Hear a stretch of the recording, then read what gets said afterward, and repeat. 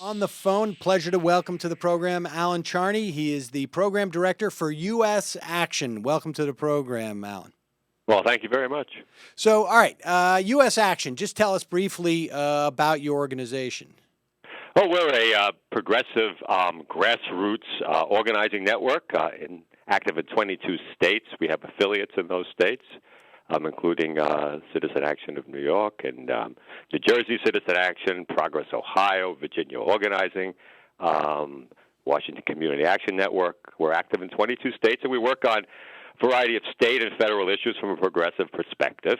And right now we're very active around the whole fight around the fiscal showdown, the Bush tax cuts for the top 2%, defending Social Security, Medicaid, and Medicare, and other issues that Congress is currently taking up. Yeah, so let's talk about this. You guys are engaging. I mean, I've spoken quite a bit on this program about the supposed fiscal cliff and the opportunity that those foes of our social insurance programs are taking right now to use the potential for coming austerity or the debt crisis or the so-called debt crisis or the the debt ceiling, or all of these things are being used as some type of fig leaf to provide cover for cutting some of these social insurance programs. And you guys are doing a lot of organizing right now around that. Is that right? Absolutely. I mean, this is an issue which is really mobilizing the progressive base, coming off of the victory on November 6th and Obama's reelection, and getting some more progressive members in the Senate, and getting some more Democrats in the House as well. I mean, the important thing to remember here is that the president won this reelection on basically a platform that started with getting rid of the Bush tax cuts for the top 2%. And that's a historic shift, that a Democrat would win election or reelection on a tax agenda, one that isn't about cutting taxes, but is actually about raising the taxes and making the tax system fairer. And also, we saw in that election by substantial majorities that the American people don't want to see any changes in Medicaid, Medicare, and Social Security. They want those benefits. They want those programs intact. They're important in people's lives, and this is by substantial majorities. So our expectation is that Congress and the president need to make good on the mandate and the results of the election, and first and foremost, it's around the Bush tax cuts for the top 2%. And this is not about. There is no fiscal cliff. I mean, let's face it. There are some legal problems that we have because certain programs expire at the end of the year. But if we went over that expiration date into next year, nothing drastic is going to happen to the economy. No, I mean, I think at one point, I mean, it's just a question of ultimately some of these things we're going to have to do some work on some of these. I mean, whether it's the backloaded sequestering or the end of unemployment benefits or a whole series of smaller issues. I think that obviously we can. We can statutorily grandfather some of these things in. So that's not the main issue. My concern is basically how this is being used as, like I say, as a fig leaf. Now, what do you think? Just yesterday, we're hearing from some members in the House caucus, Republican House caucus members, who are saying maybe we can strike a deal to raise the taxes on every dollar after $250,000. But I see this as a mechanism for the Republicans to maintain what I think is actually even far worse than the 3 percentage points on every dollar after $250,000. But this special tax that we have, essentially for investors, what we call the capital gains tax, that any movement we see from Republicans on the marginal tax rate over 250 is going to come at the expense of them trying to maintain the cuts in capital gains and the estate tax.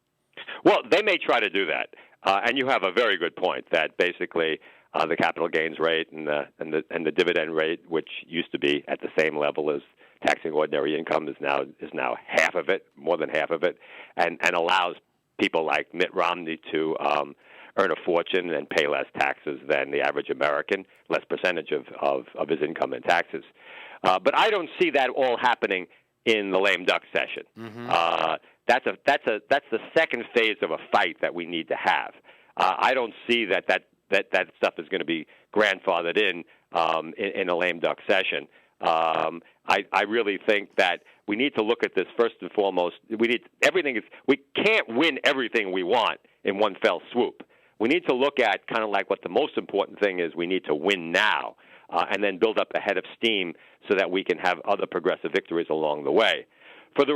My viewpoint is for the Republicans to accept getting rid of the Bush tax cuts for those families bringing in over $250,000 a year would be a huge political victory. They would basically be admitting political defeat coming out of the election.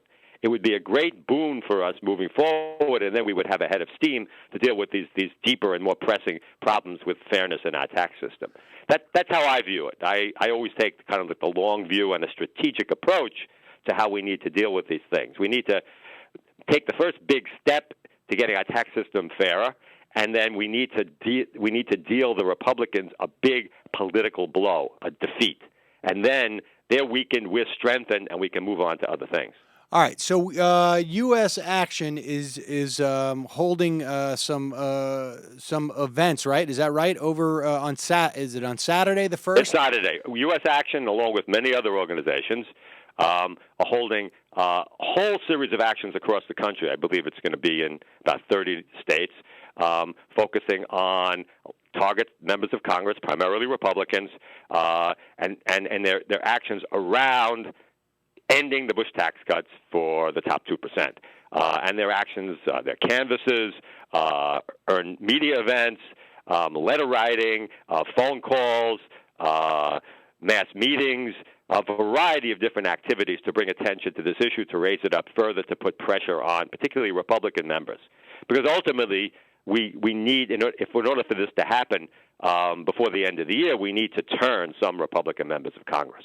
And now, why is it just Republican members? I mean, I know there are Democratic members who have been more than flirtatious with the idea of putting some of the social insurance programs on the table in response to this. Well, it's not all Republicans. It's primarily throughout the month of December.